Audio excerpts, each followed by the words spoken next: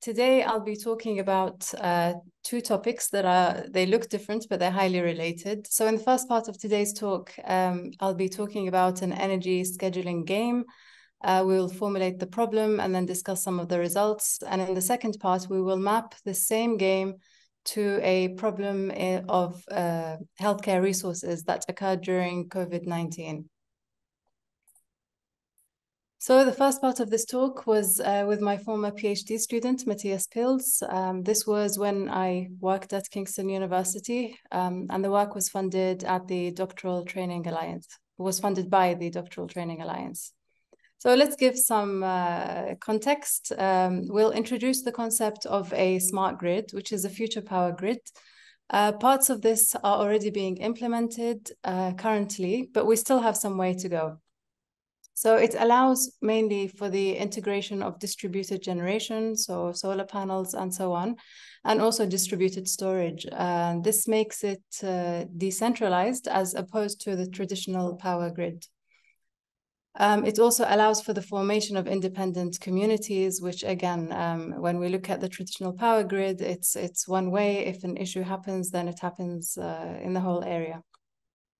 It also allows for two-way power flow, two-way communication, which is usually through a smart meter. And within this context, the consumers can also be producers, so we call them prosumers. And the smart grid allows for the implementation of what we call demand-side management schemes. So these rely on the two-way communication that we have, or that we will have in this future smart grid. In these schemes, consumers are incentivized to decrease their consumption from the grid during peak times. This reduces costs associated with fast ramping technologies for the utility providers. And this is usually done using dynamic pricing tariffs. It includes things like load shifting, which we're familiar with. I mean, we are usually charged more for our consumption during peak times, which may push us to consume things or, turn on our washing machines and so on during off-peak times. But this interferes with consumer habits and also our comfort levels. So there's this concept of day-ahead storage scheduling, which can achieve the same net effect, but without interfering with our user habits.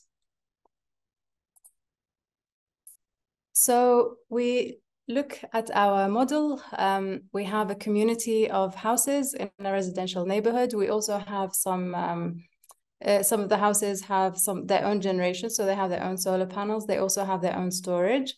And we define the load on the grid to be the household demand plus what we call the battery activity. So whether we're charging the battery from the grid or using from the battery instead of the grid. We divide our day ahead into intervals.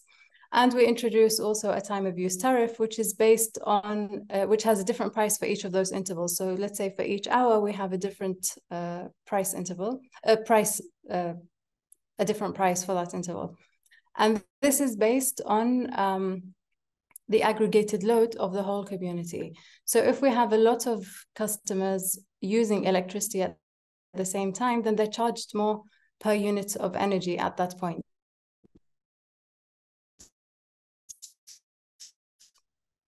According to their usage, so it's proportional billing.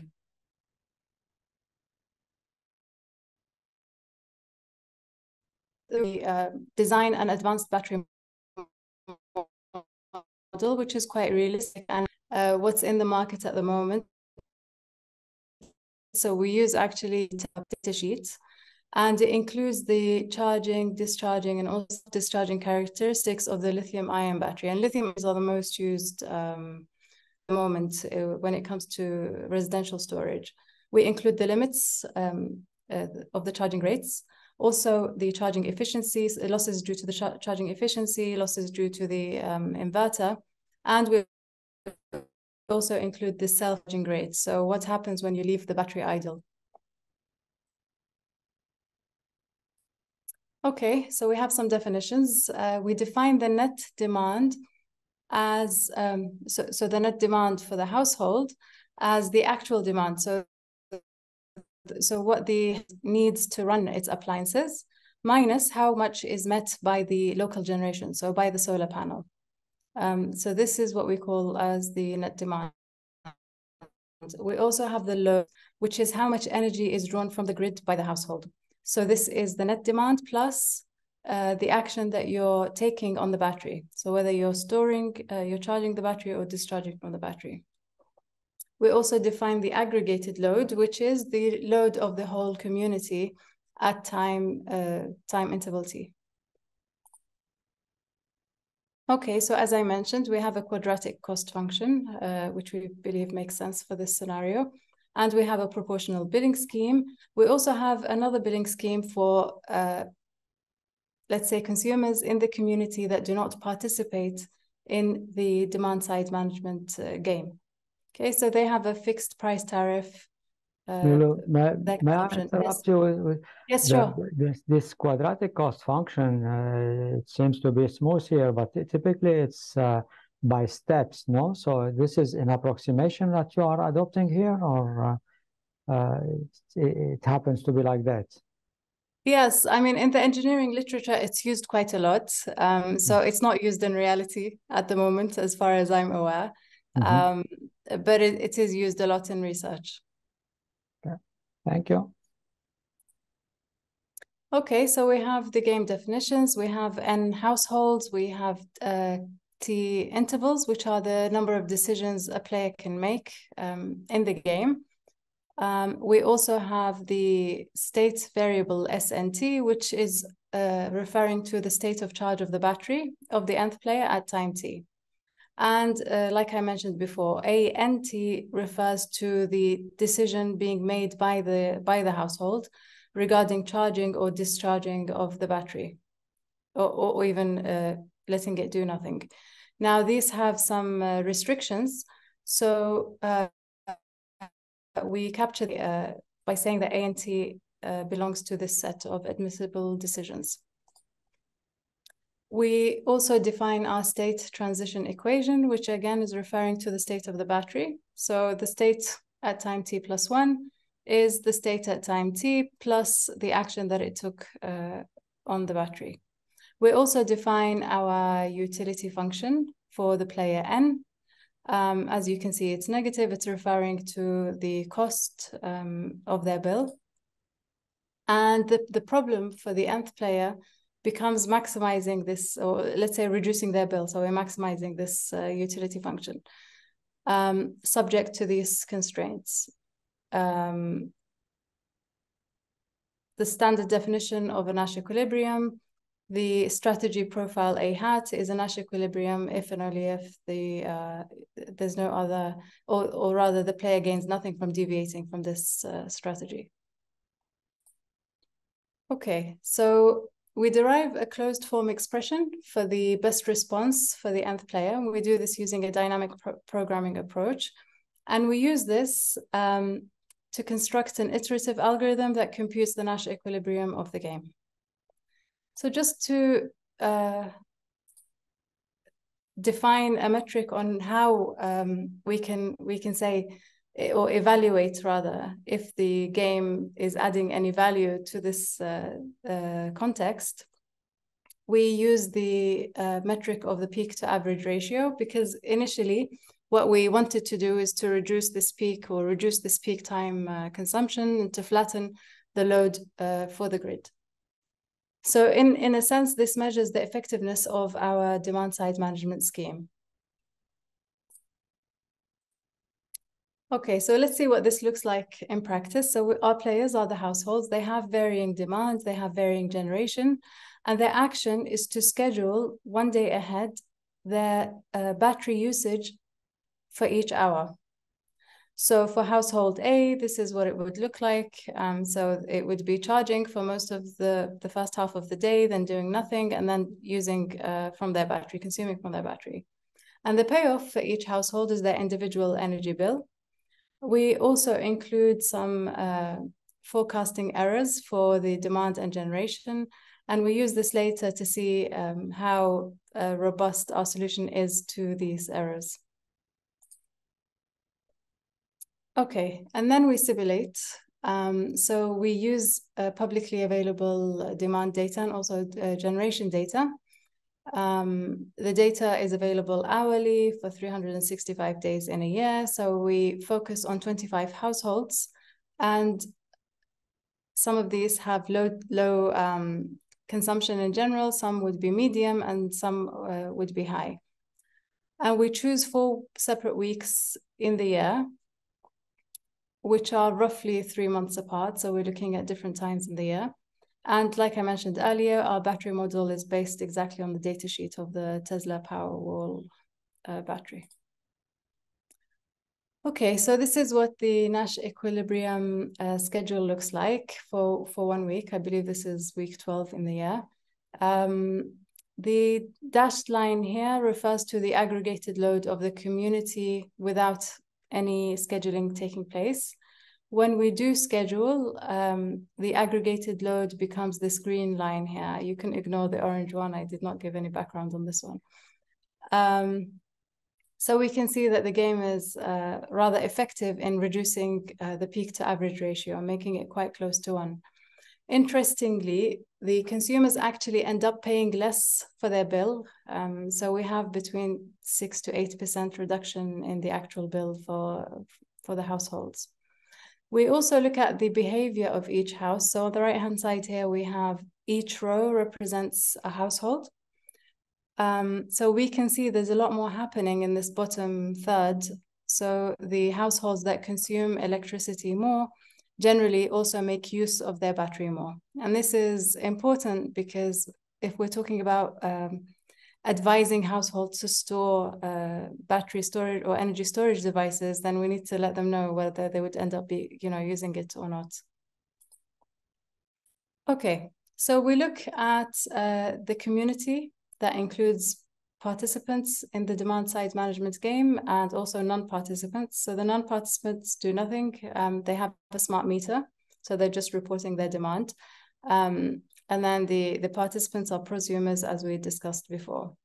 And we look at what happens if we combine these in one community. And if you can see here, this is, so a peak to average ratio of 1 is favorable. We want to be here. So if the whole community participate in the scheme, we're quite close to 1.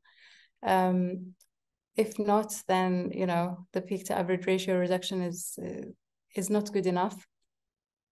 But we can also see that if we have around 70 or 80% of the households participating, then we achieve similar results. So we don't need to impose 100% participation to be able to achieve similar results. Okay, we also look at compositions in terms of the low usage households and the low demand households, the medium demand and the high demand. And we can see here that having a community that has a mix of all 3 is more favorable when it comes to reducing the peak to average ratio.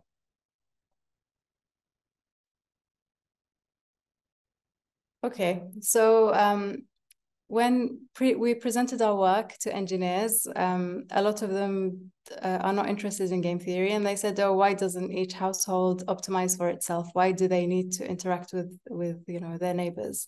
And so we answered them using our simulations and the same data. So we looked at the scenario where the households optimize and schedule their battery just based on their own individual demand. So this is the yellow line here. So there is some benefit, but also we can see that there's more benefit if they do take part in the game, even though it's a non-cooperative game. At some point, we were collaborating with a utility company who were more interested in the battery size. And, from their perspective, they'd like to know which customers do we advise to get batteries. And so we optimized also the battery size in terms of the battery usage that we found from the game. Later on, we collaborated with cybersecurity experts, and I'm not going to go into detail here, but it was a interesting work, because what we did is we assumed what would, or rather we looked at the scenarios of what would happen if the households would inject false data in order to sort of beat the game and be able to reduce their bills. And we looked at various types of attacks, and we showed that the model is resilient to these attacks. So to conclude this first part, we can say that using this game theoretic approach, we achieved considerable power reductions. The game is also robust against forecasting errors, and the game theoretic approach outperforms this individual scheduling approach. In terms of how we plan to extend this in the future, we plan to examine a cooperative approach with some colleagues here, and we will also compare the evolutionary, how evolutionary game theory would help in this context. We're sort of struggling, still in the early stages with this, but we'll see how far we can go. And here are some of the related publications. The main one used is this first one here. Okay, so that ends the first part. The second part is where we... Can we ask questions about the first part? Yes, go ahead. It's not clear to me how the players are interacting, because here it seems that you have a dynamic game in the state space sense. So you have state equations. And it seems to me that it is easy the way you are presenting it, the computation of an equilibrium. But typically in this kind of situation, it's a huge mess. So can you elaborate a little bit about the computational aspect of the equilibrium, and what kind of equilibrium you are considering? Because you said Nash equilibrium without being specific, if it's open loop or feedback. I would appreciate if you can give a little bit additional information. Yes, sure. Thank you. And that's a very good question.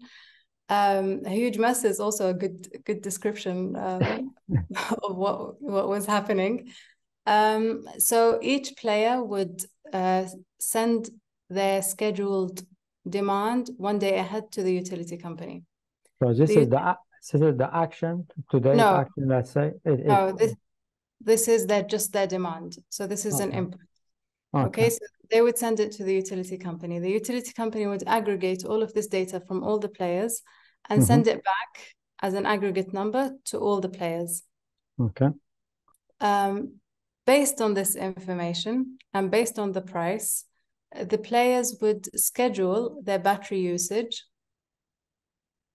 one day ahead. So they would use this information that's coming from the other players. Now, it's not straightforward when it comes to solving the actual game. And the first scenario we looked at was just looking at 4 options in terms of charging the battery. So we charge for the full interval or half the interval. And this was computationally, we managed to solve it, but it took a very long time. This one was easier in terms of the computational part because we were able to have this closed form solution for the best response.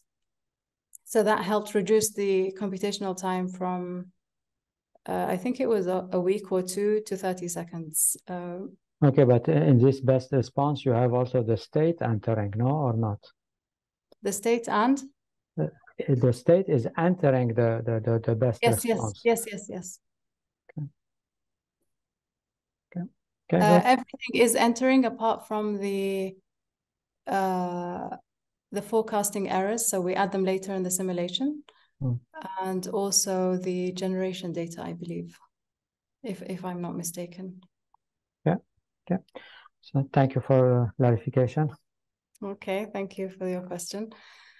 All right, so we'll be talking about a problem that was faced during COVID-19, and this work was a collaboration between Hamad bin Khalifa University, Kingston University, and also the National Health Service in the UK. You may remember or may not, it's been a while now, but at the beginning of the pandemic, there was a lot of talk on the news about personal protective equipment running out.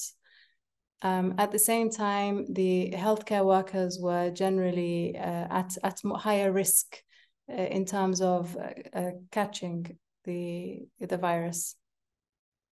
So it became a problem, and at some point it was reported on the UK news that half of doctors sourced their own personal protective equipment or PPE, or they relied on donations at some point. So we talk about this PPE challenge, and we argue that the higher this aggregate demand for PPE in England, let's say, the more challenging it is to fulfill. And this is, of course, because, and this is really what happened. New suppliers were being sourced. There were higher shipping costs because some deliveries were coming from places that are far. Also, increasing production means that you need more overtime workers. You may need to hire extra staff. You may need more equipment. So we can say that the higher demand for PPE leads to higher costs. From a supplier's perspective, this sort of constant demand is desirable. So we also use this quadratic cost function where the price per unit of PPE is higher if the demand is also higher. So because of these reasons. When we define this as a game, our players are 7 regions defined by the NHS in England. And their action is to schedule their PPE orders daily for the whole period that we look at. So we look at different periods, but this would be their action. And the goal is for them to minimize the cost while also still meeting their full demand. So this is what the system looks like. We have a sort of, well, we call this a centralized, decentralized approach because we do have a centralized warehouse, but the orders or the decision for the orders is coming from the different players that have their own demand, and they also have their own storage space. So if we map the game, we can see the similarities. Instead of 25 households, we have 7 regions. The provider, again, is the NHS here instead of the utility company. We use the same quadratic cost function. We have the same objective, which is to lower the peak to average ratio. Instead of the battery, we have storage space for the equipment. The billing is proportional also. Instead of hourly intervals, we use daily intervals and so on. We also included this local production of free supplies that came as donations to replace renewable energy generation. And then, like I mentioned, this was something that did happen in the UK. So we want to answer some questions. One question would be, would we have been able to ease the challenge of securing PPE if we started stockpiling early? And if so, how early is early? The other question is whether current storage capacities are sufficient or if we should invest in more space. And if so, how much exactly, how much more space to store this equipment?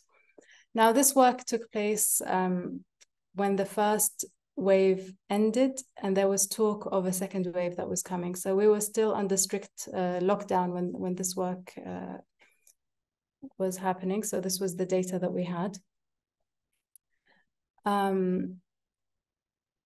In terms of the daily demand estimation, we used bed occupation data, hospital bed occupation data that was publicly available for all those 7 regions. We also used the changes in the NHS guidelines. So at the start of the pandemic, or very early on, the advice was to change the PPE every time you treat one patient. But on the 2nd of April, 2020, this guideline was changed and it was you don't change for the whole shift. So we included this in the demand, and that's why we have this sort of dip here. Of course, the numbers were rising anyway, so the demand grew in any case. Okay, and we looked at potential early stockpiling dates. So the first or kind of logical date would be the 31st of January, which was when the first COVID-19 case was confirmed in the UK. The second date was when the World Health Organization warned of PPE shortages. The third one is when the EU proposed to a bulk buy scheme to the UK. Fourth is when COVID-19 was declared a pandemic. And finally, 20th of March, which is when the data on COVID-19 cases became publicly available. In terms of storage capacities, we looked at several scenarios. So we looked at the original capacity and also multipliers of 5, 10, 15, and 20 of the original capacity. As I said, the second wave hadn't happened, but everyone knew it would. So we looked at 5 different dates on when the peak of the second wave would happen. And this was important because social distancing measures were enforced at that time. So we wanted to argue that, you know, if we keep these going for longer, or maybe we don't need to keep these for longer as long as we have this PPE stocked well. Okay, so just to illustrate, this is one example. So in this example, our stockpiling started on the 28th of February, and we multiply the storage capacity by 5, and we take the peak of the second wave happening in mid-October. So we can see the dotted line here is referring to the total demand without scheduling, and this black line here is referring to the demand from the NHS warehouse if we do include scheduling. So you can see that the peaks are sort of shaved, but maybe it would be improved with higher capacity. So we'll see. Another example, here we looked at the outcome of 3 different scenarios. So firstly, without scheduling, which is this dotted line here. Also, if we schedule on the 11th of March with not much storage, or if we schedule as early as 7th of February with 10 times the storage, and we can see that we're able to reduce the peak to average ratio by quite a bit, which makes it less of a challenge for the warehouse to supply. In terms of costs and using our cost function, we also show that we're able to save 38% if we do invest in storage and start stockpiling early. So if we look at all of these together, so on the x-axis here, we have the storage multipliers. So the storage capacity increases. We also have the different stockpiling dates. So we can see the sort of the later we start, which is at the bottom here, the more of a challenge this is. However, if we start early and we also have more storage, then we're happier in terms of cost savings, but cost savings, of course, translate to also savings of lives.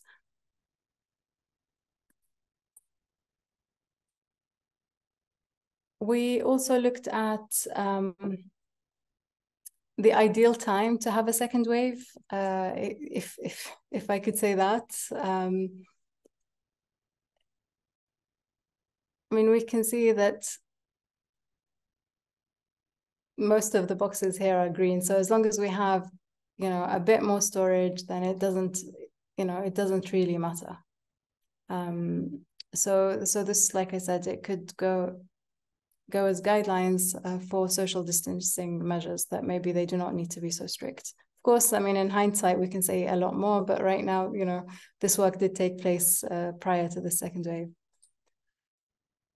Okay, so here we look at the effect of increasing the storage capacity on the outcome of the game only during a second wave. So we can see if the second wave takes place with a peak in, let's say, mid-November, then increasing the storage capacity to 15 times achieves almost the same as 20 times. So, and even if we say 10 times more, it's pretty similar. So in terms of investment of temporary type of storage, then we don't need to go all the way. It's sufficient to go up to this much. And if we keep in mind that hospitals don't actually have that much storage, so we really worked with. We had 2 doctors actually on on the team, and they went and they measured the storage rooms and, you know, how much space everything takes. So we were really working with that small amount of storage. Okay, so to conclude, we can say that PPE shortages can be avoided if we install temporary storage. So this can be in the form of marquees, which was actually done. I mean, these were set up for mass testing or vaccination. So it could have been done just for the personal protective equipment. And increasing the storage capacity by a factor of 15 would have been sufficient to minimize the pressure on the National Health Service. An obvious result is that early stockpiling would have eased the challenge significantly, and it would make things better than, you know, panic buying. We did, I wouldn't say extend this work, but this work received some interest, especially from the media. So we were motivated to continue working on this topic, and we have a paper under review at the moment. It's been under review for a while. On using mechanism design for fair vaccine allocations between countries during a pandemic. So maybe this is some work that we can share in the future. And yep, this work was published here. Thank you for listening. I'm happy to take any questions. Thank you very much.